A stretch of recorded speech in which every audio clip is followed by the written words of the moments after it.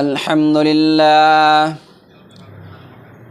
আমরা যখন খানা খাই, খানা খাওয়ার পরে আমরা অনেক এমন আছে আমরা দোয়া পড়ি না। তো খানা খাওয়ার পরে এমন একটা দোয়া আছে, সেই দোয়াটি পড়লে সেই দোয়ার লাভ কি, সেই খানা খাওয়ার পরে সেই দোয়াটি পড়লে তার ফজিলত কি, তার ফায়দা কি। তো বলা আছে যখন আমরা খানা খাবো, খানা খাওয়ার পরে আলহামদুলিল্লাহিল্লাযী আত'আমানি হাযা ওয়া রাযাকানিহি মিন গায়রি হাওলিন মিন্নি ওয়ালা কুওয়া।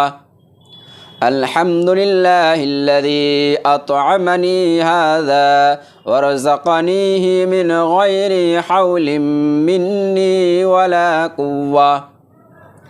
খানা খাওয়ার পর উক্ত দোয়াটি পড়লে তার জীবনের পূর্বের এবং পরের সমস্ত গুনাহসমূহ ক্ষমা করে দেওয়া হয়। আমি মুসলমান আল্লাহর বান্দা, হুজুর সাল্লাল্লাহু আলাইহি ওয়াসাল্লামের উম্মত। আমার উচিত আল্লাহ রাসূল সাল্লাল্লাহু আলাইহি ওয়াসাল্লামের সুন্নতি দোয়ার উপরে আমল করা। আমি যদি খানা খাওয়ার পরে এই দোয়াটি পড়ে নেই, তা আল্লাহ তাবারক ওয়া তাআলা আমার জীবনের আগে এবং পরে সমস্ত গুনাহকে ক্ষমা করে দেবেন।